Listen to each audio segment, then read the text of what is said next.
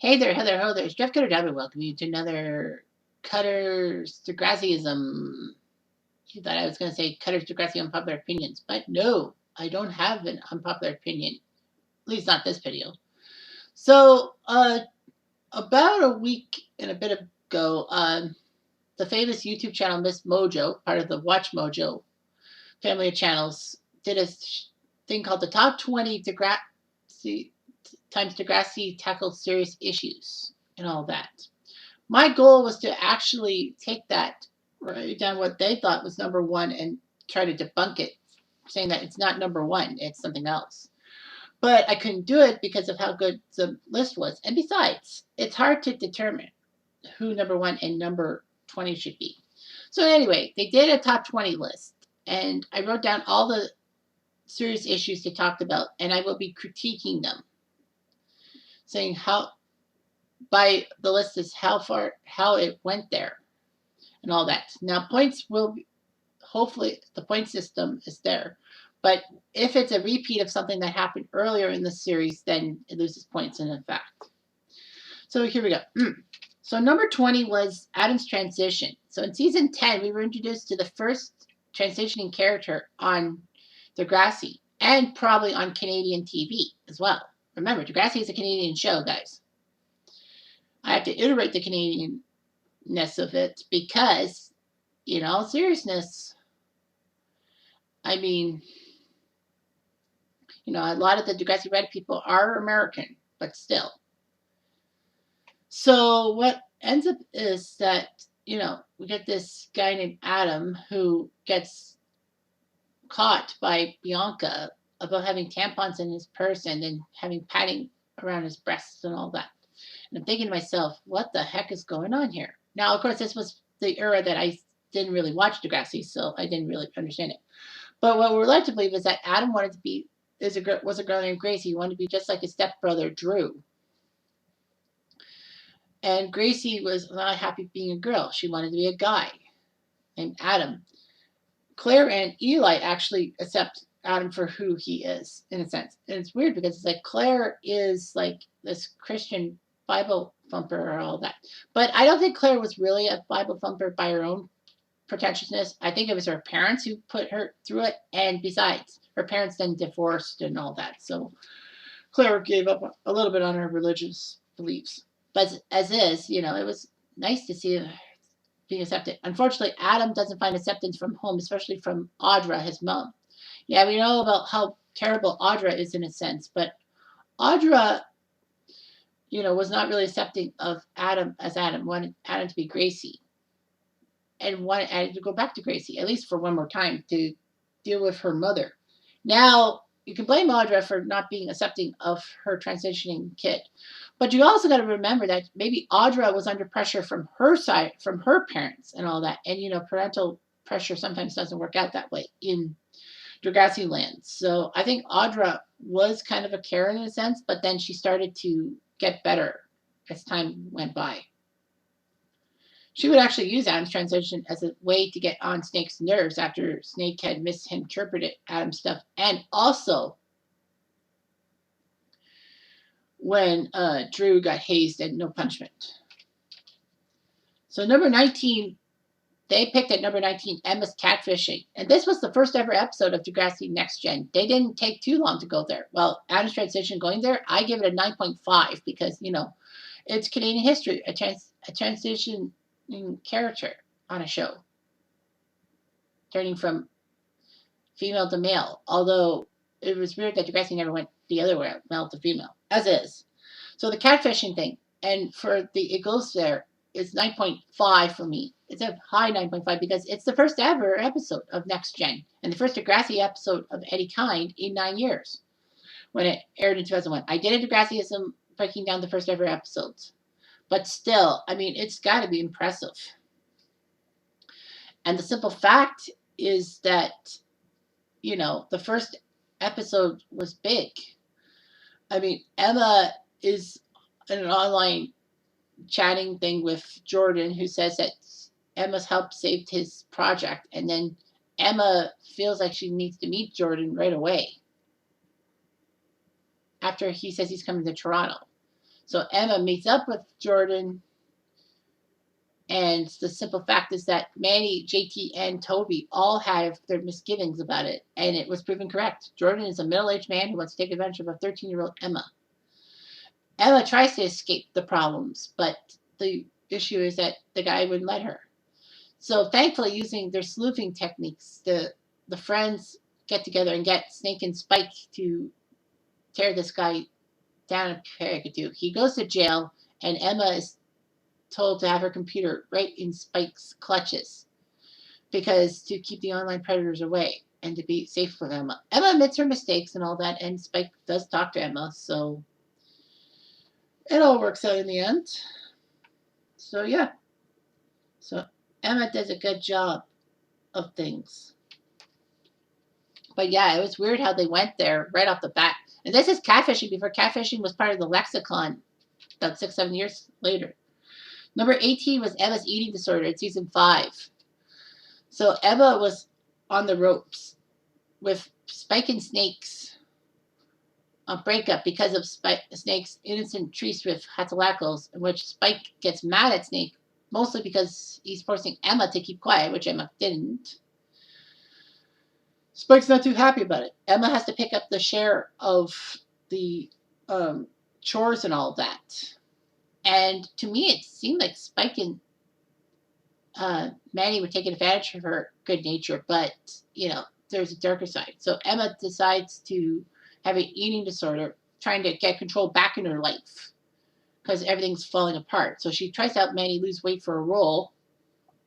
Now, Manny did want to lose weight for the role, but didn't know how big Emma would take it. Unfortunately, Emma takes it too far, and Manny decides not to take part in the eating disorder. Emma doesn't stop after Manny refuses to lose weight again. She says it makes her feel better about herself. Not to mention the stress that Emma has about keeping the secret from Manny that she's dating Peter, which is stupid because, Peter put Manny in such a bad situation that Emma took care of her. Although it must be said that maybe Emma was happy because now that she can control Manny, and if Manny disobeys her, she can throw Manny out. I know I say this about the clingy friend phase. That could be true too, but I still say the clingy friend phase was mostly after If You Leave in season 6. But yet, Emma finally panics during her intervention, and then, she decides to clean up her problems, and she did. Number 17 is Hazel and her Muslim heritage. This was huge because this was just 18 months after 9/11 had happened, and there was a lot of anti-Muslim hatred because of 9/11. Hazel was part of an international day, claims she's Jamaican, and tickets a Muslim classmate, Fariza, for fashion crimes, and Paige is even shocked by that. Hazel's in Paige's clique, but still, it's amusing. So yeah, they do International Day. They do these nice stuff, but Fariza's Iraqian display gets torn apart by some older students. Radich blames Hazel because of Hazel's fashion ticket and saying that Jamaica will probably bomb Iraq. Fortunately for Hazel, she's cleared of charges, and she actually does try to help Fariza with her project, feeling guilty. And then Hazel admits to Fariza that she is Muslim. She is from Somalia. And this is before pirates were big, the big thing out of Somalia. I know they were around for years, but it wasn't in the public lexicon. But the simple fact is that Hazel admits her mistakes, and Fariza says, gee, you didn't learn anything from those girls who jumped you. So Hazel puts on a presentation for the media class. Thankfully, though, they accept her for who she is, and she's happy. I would be too. But yeah, it was weird. And this was the first major storyline for a secondary character in Degrassi Next Gen history. Number 16 is Liberty's pregnancy from season 5. Now, there were hints of her being pregnant at the end of season 4 in the Jay and Silent Bob episodes, that she was craving pickles, and Ashley looks a little awkward. Yep, Liberty tells JT that she got pregnant by JT. JT does all he can to try to help Liberty out with the baby and all that. Unfortunately, he decides to sell drugs, kind of at Jay's insistence and all that. Liberty does put the baby up for adoption, knowing how bad JT was there and all that. But it didn't help that Liberty kind of pushed JT away, and it also didn't help that we learned a lot of things of the pregnancy from JT's point of view, not Liberty's. Because we wish we did more about Liberty's point of view. I mean, she was this A-type guy, a gray chaser, who somehow got pregnant and basically kept it from her parents. It's like, wouldn't her parents clue in? But anyway, yeah, so she does admit her pregnancy. I think it was just after JT went to the hospital for overdosing. So Liberty gives up the kid for adoption because she didn't think JT would be the perfect father and all that. She has second thoughts, but she can't go back on it. And yeah, MsMojos talked about how Liberty spiraled into drinking. And then all of a sudden, Derek, who was Danny's friend, and said that he was adopted and he wanted Liberty to do an adoption test so that the kid will know about his parents. And this is before Derek became a dickwad, mind you. It's the whole thing about Perino is all that said Derek deserved it from Perino in season 6, the bullying. But no, not at that time. Derek was a more understood character and all that. Number 15 is Marco being gay bashed / jumped in season 3 in Pride.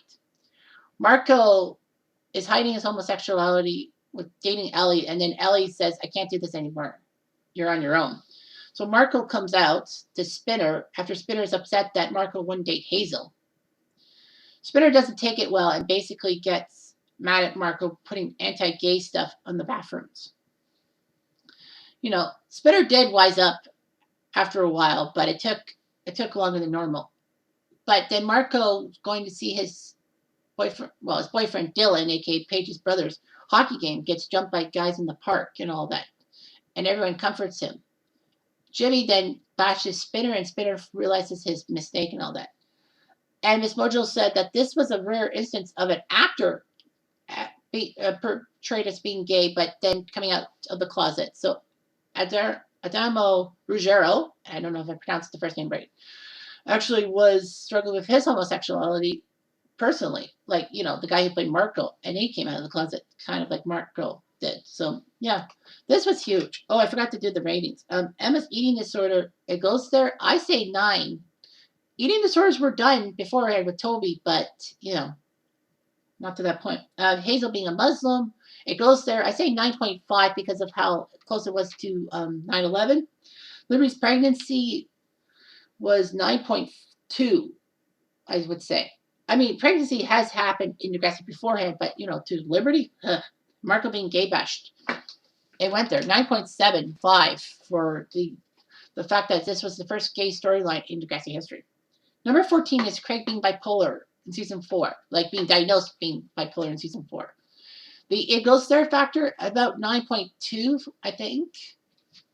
I mean, I would probably give it higher, but, you know, the signs were always there for Craig having issues. Especially in season 2, when he was introduced to the show, he had an abusive father who was not too happy with Craig's mistakes and all that. And I think that Albert, Craig's dad, was upset too that Julia left him. Well, Julia was actually revealed to be Joey's wife who died of cancer or died of a disease. And, you know, Craig is affiliated with Joey in such a way. So, yeah, Craig is away from Albert for a while thanks to Joey. But then Albert comes back in his life, abuses Craig again, and then dies in a car crash, and then Craig's conflicted. On one hand, he loses his dad, but on the other hand, he loses an abuser. He doesn't understand it. But by season 4, things have changed. Craig was unfortunately the victim of seeing Jimmy's body, the first student to see Jimmy's sprawled out body. Well, minus Rick, but yeah, Craig was there too, and he even went to school sick because he was not happy with Joey. Of course, Craig started having issues, and then when he goes to Ashley's dad's gay wedding, he has feelings and wants to marry Ashley out of desperation and all that. Unfortunately, Ashley rejects him. Craig doesn't take it well and trashes his hotel room. And then finally, with Snake's insistence, Joy realizes that Craig has a problem, bipolar disorder, kind of what his dad suffered from too. So, yeah, it was huge that Craig, you know, finally got diagnosed and all that. Number 13 is Casey and Coach Carson. It goes there, I say 9.3. in a sense. But I didn't really follow the storyline as much as the other ones. But anyway, yeah, it was weird that Casey, who was introduced in season 8 as potentially Claire's new boyfriend, actually ends up cheating on Claire with Jenna and all that. And then he's on the basketball team. And then Coach Carson, who was actually supposed to be kind of a Shep type. Like, the Shep was only around in season 8, and then the actor left the show in season 9. Because I guess in storyline, Shep probably got canned because of letting Jay and underage students go to California on a school bus. And also the fact that Hatzalakos came back from Regina to deal with Peter's meth addiction. But anyway, yeah, Casey has a problem with Coach Carson. Coach Carson forces him to do stuff that he doesn't like, and then Coach Carson has a gun. Casey brings it into the school to show Hatzalakos and the police. And basically, Carson gets arrested and all that. And Casey just has trust issues. I mean, his dad's in jail, and his mom was in jail too, I think. That's why he was in a group home.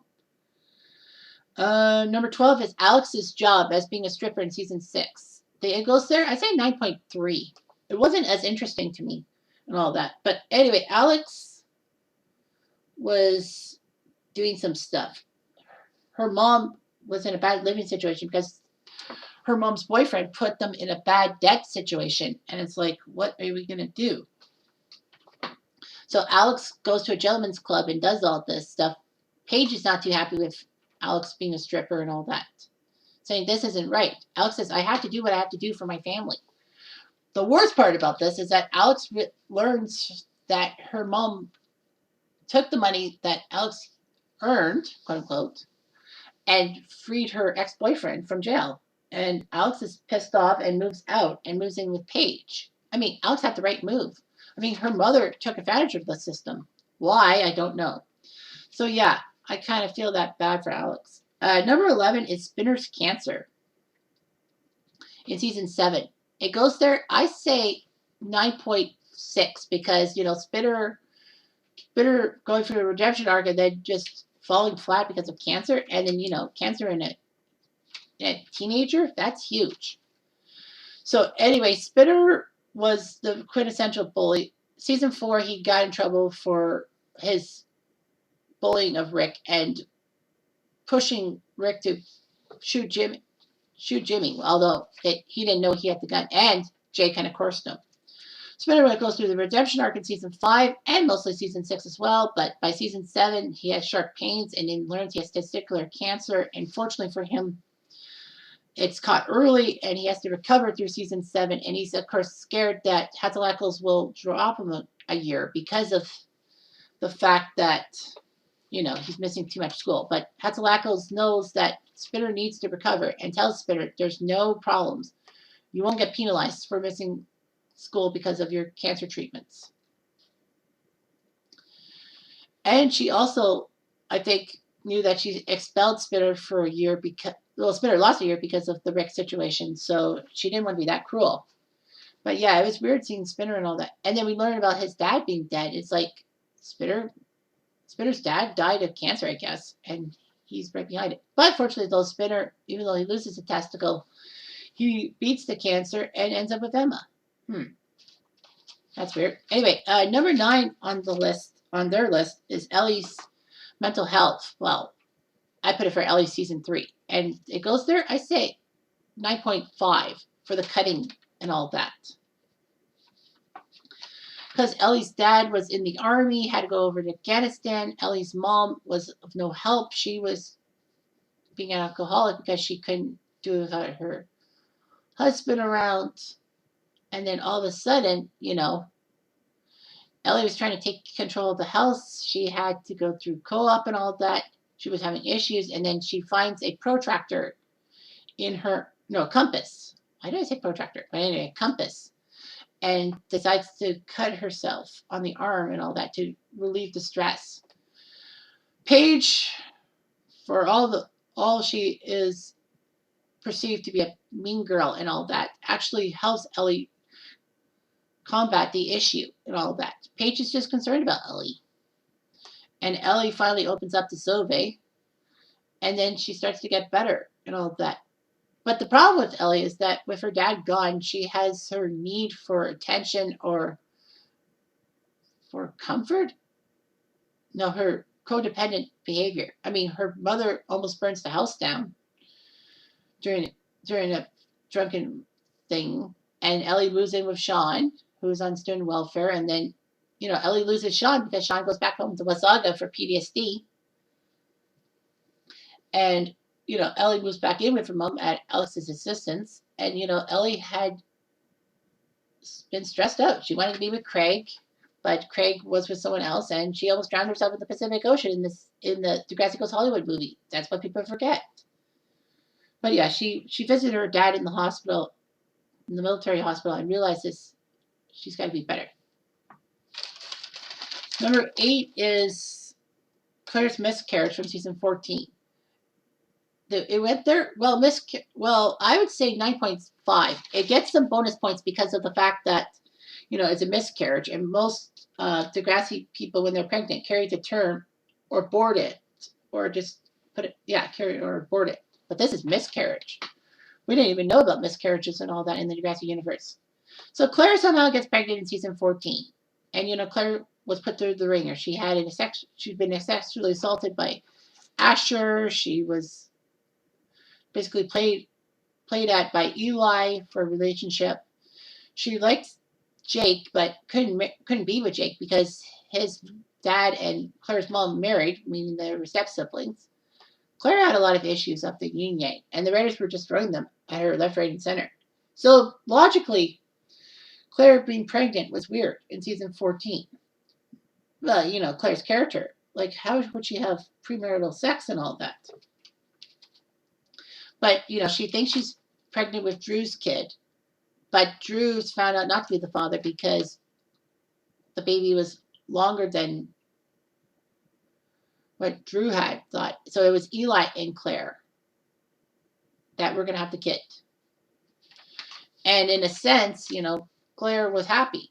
But unfortunately, she miscarried. And a lot of people had the common misconception that because Claire had cancer a few seasons back, that, carrying a kid to full term is not going to work because, the cancer buildup and all that. But yeah.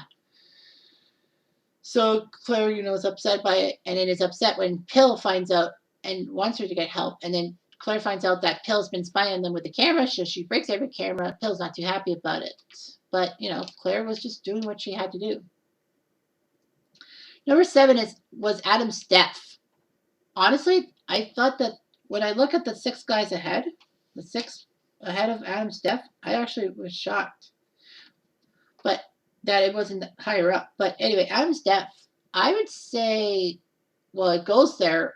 It goes there, rating like 9.6, because of the fact that they killed off the only trans character on Degrassi and probably Canadian TV, and something as stupid as texting and driving. Like, I know that Adam's actress had problems with the show and wanted to move on. That's fine. I mean, I don't mind that, but to put Adam in a situation he dies thanks to texting and driving, and Adam survived at first, and then he dies days later.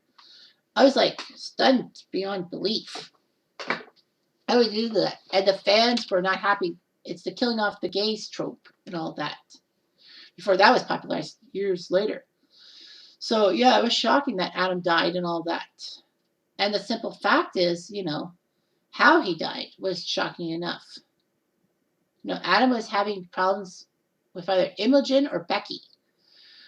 And, Adam died texting and driving. And, it was never found. Becky never found out that Imogen and Adam were a thing because, Adam and Becky were having problems. Well, Becky came from the culture of being Christian that you're not allowed to be anywhere near a trans person around. And Becky almost went to conversion therapy but decided not to. I think it was Jenna who told Becky off. But yeah, it was actually shocking that they would kill Adam off like that in any sense of the word. Anyway, number 6, MsMojos said, was Rick's attack on Terry in season 3. I would go with 9.5. I don't think it was that high up compared to another Rick moment that was higher up on the list. But anyway, yeah, Rick and Terry were an item, but Rick pushes Terry into a wall. And then Terry breaks up with him, and then that's great. But unfortunately, during a trust exercise, Terry realizes that Rick's the right guy for her, in her mind, of course. And then realizes that with her being invited to a road trip with Paige, Spinner, Jimmy, and Hazel being partners, being couples, she needed somebody. But instead of finding someone who really liked her, she went back with Rick, and she believed that Rick had changed and all of that. Terry was just a little too desperate. Unfortunately, Terry goes after Rick is shooed away by Paige, and then Rick is upset that Terry wants to stay with by Paige's side, in a sense. And then accidentally hits her head on a rock. Game over. Terry's in a coma. She survives the coma, and then after a few appearances, she's gone off the show before season 4 starts, which is pathetic by CTV, if you ask me. You know, I hate CTV for that fact that why would they get rid of Terry? It doesn't make sense. It's not completely because, Christina Schmidt, aka Terry, graduated from the same high school as I did. But the simple fact is that, it's just bad and all that. So it just doesn't make sense. Anyway, number 5 was Paige's trial from season 4. So speaking of season 4, the first main storyline in season 4 wasn't Rick coming back to the school. It was Paige having her rape trial finally put through. In season 2, she was raped by Dean from Bardell. They had a few interactions, but she said she would vow to go after Dean whenever possible, and finally gets her day in court. The It Goes There thing was 9.5, I say. I would give it a little bit higher based on the verdict. But the simple fact for Paige is that, she wasn't sure she could go through with the trial because she was worried about what Spinner would think of her if everything came out. But Spinner stays supportive. Paige is told by Dean's lawyer about all this shit, and Dean looks smug about it. Paige doesn't waver and tells everything about what happened that night. The judge says that she figured that Paige did well, and these kind of cases do put her up at night. However, the judge says that because of lack of evidence, I have no choice but to say that Dean is not guilty. I mean, it's an all too real situation in the world is that, domestic violence, people who are raped usually don't get the justice because of lack of evidence and all that. And I'm like, I wish Paige had been more open with Sauvé. But I guess the lack of evidence and the lack of testing for like a rape kit and all that saved Dean's butt. But here's the thing, Dean's lawyer actually was upset that Dean got off scot-free. I mean, I know that she had to be Dean's defense lawyer, but she kind of figured that Paige wasn't batting an eye. So regardless, Paige decides to take revenge on Dean by smashing Spinner's car into Dean's car. She does take the fall for the thing and tells Dean that I'm going to confess. That's what good people do when they do something bad. But Dean doesn't bat an eye, and we never hear from Dean ever again. Yeah, it was huge. All that Paige losing her trial in an all too real environment. And this is like 20 years later. Number 4 was Time Stands Still.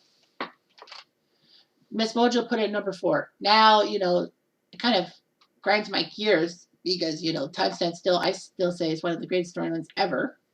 But the simple fact is, it is what it is, and that is all that it is. Anyway, so going back to what it is. Rick comes back to the school in the 3rd episode or 4th episode. It depends on if you count the season 4 premiere as a half hour or an hour. But, they split it up into 2 half hours in syndication. So this would be the 4th episode. And Rick comes back all willy-nilly, and everyone is shocked that he came back. So anyway, yeah, Time Stands Still. They went there. It's got to be 9.8 because I would give it a 10, but I don't want to be completely biased.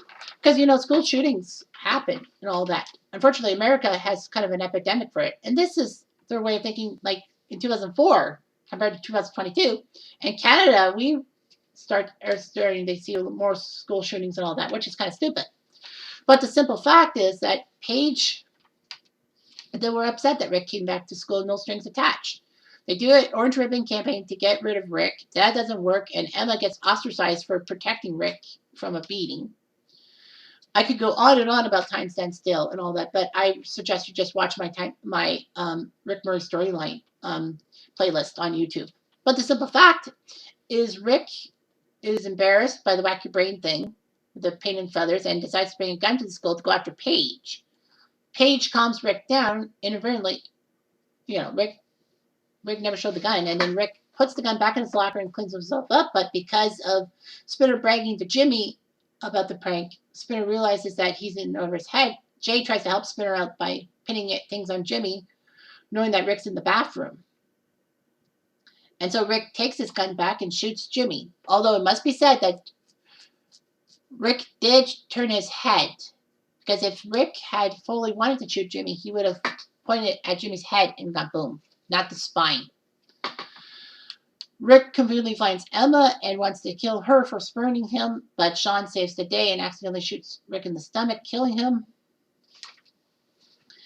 And, there's a lot of aftermath and all that about who was right, who was wrong, and what can we learn from this situation. And, Jimmy came back to the show, but he was in a wheelchair. And they mishandled Jimmy, a.k.a. Drake, a.k.a. Aubrey Graham. So that was the weird thing. It definitely went there. But that was not number one. Number 3 was JT being stabbed in season 6. JT was comic relief at time, and then he started to mature and all that. But season 6, he fell in love with Mia, who was a former Lakehurst student, and the Lakehurst leader of their mob, Nick, was not too happy about Mia dating a Degrassi student. Degrassi and Lakehurst have a feud for a few episodes, and then it culminated in a birthday party that Emma and Manny threw for Liberty. Lakehurst gets kicked out, and then they vow revenge on JT. And then Drake Lampley, the redhead, stabs JT in the aorta. Johnny DeMarco is traumatized and all that. But yeah, JT dies. He was looking for Liberty after talking to Toby. And, Liberty does her primal scream, and then, they kill JT off. It goes there, I say 9.8. Because JT was well liked. I know that Ryan Cooley wanted to go to university and wanted to get rid of JT in a gory fashion, as he even said. But they could have done something, say that JT got an acting job somewhere else and he left the show. It's kind of like Adam. They could have said Adam went to another school for transitioning adults or something. But yeah, it was just shocking. And the aftermath was huge for Liberty. Liberty's accused of being a robot by Mia. Toby feels guilty about what happened to JT going for Liberty. And then, Emma even had the backlash. But it was because the event happened steps from her house at a party that should not have been thrown by her in the first place. But yeah, JT's death really affected a lot of people. Johnny DeMarco was trying to struggle with things. But the way I look at it is that this conspiracy with me is that Nick had to have had something to do to set this up. Because, Nick wasn't there. And he probably told Lakers students to get on JT's nerves and to do this riot. And we don't hear from Nick because maybe he goes to jail for conspiracy. That's just how I feel. Number 2, MsMojos said, was Cam's death in season 12. Cam was brought in for the sole purpose of killing himself off and doing something to do with suicidal teens and all that. It definitely is a 9.8 for me that it goes there because of the aftermath, the lasting aftermath, even after season 12. So what happens is that, Cam is part of a hockey team that the Toronto Ice Hounds, and he's at Degrassi with the Billet family. He's 10 hours away from home. He's lonely. He falls in love with Maya, who Sig is jealous of. Sig wants Maya to himself. And Cam's hockey teammates don't help him out, especially Dallas. So basically, Cam suffering through a lot. Maya tries to get him to open up. Cam lashes out his anger at Sig, although Sig provoked him, and Maya didn't do anything to help Cam. Cam wants to meet up with Maya, and Sig interferes, saying that, stay out of Maya's life, and then Cam takes that seriously, and then offs himself in the JT York Memorial Greenhouse, either by slashing his wrist, slashing himself, hanging himself, or even maybe drinking garden chemicals, because, as I said in many videos when I talk about this whole topic, is that in 2019, I spent a summer at a greenhouse and knowing about toxicity of chemicals, of garden chemicals. So yeah, so I'm kind of familiar with it. Not as much now, but you know, even even a few years past, even working at Canadian Tire's soil compound and all that, I had to know about toxicity and all that stuff. But the simple fact is that, the Degrassi writers purposely left it open ended about how Cam killed himself because they didn't want suicide to be glorified. It's kind of like, unlike 13 Reasons Why. But anyway, yeah, it was harsh. All the characters took it hard. Like Dallas took it hard. He almost jumps off the roof before Fiona saves his butt, reminding him that he has something to live for, and that's Dallas's son, Rocky. I mean, a lot of people took it hard. Sig took it hard because he figured his insult of Cam was the last straw, although it wasn't completely there. And Maya seemed to not take it in stride, basically saying that Cam was, selfish for killing himself. I mean, Maya has the right idea. But the simple fact was that, it affected Maya for years. She finally opened up saying that, Cam's got in her head because he killed himself. He broke up with Maya by killing himself. And she feels like she's not going to be happy again. Maya does get some closure in season 14, but then a few years later, with the bus crash, she starts to have all those feelings go back to her, and she nearly kills herself in the process. And MsMojos #1 Degrassi series storyline was Jane's molestation from season 8. I wouldn't say that's #1. I would put it probably behind Cam's death and then Time Stands Still, and possibly Jakey before the molestation one. And you thought I was going to put Time Stands Still in #1 myself, but nope. But yeah, the molestation thing. Now, the problem is, at the time in 2008, I think it was, when it was released, it wasn't as prominent, but now in 2022, people are paying more attention to this storyline. I gave it a 9.75 because of the child molestation problems and all that. But the simple fact is that, in season 8, Jane learns that her dad's back in her life. She was 5 when he left the family. She couldn't understand what happened. And she had visions. And then she finally realizes that her dad would sexually molest her and all that in bed. So Jane said that, her father always said she had backwards pajamas and would do it. But, he had sexual feelings for Jane, which was terrible. I mean, why would you have perverted thoughts about your own daughter?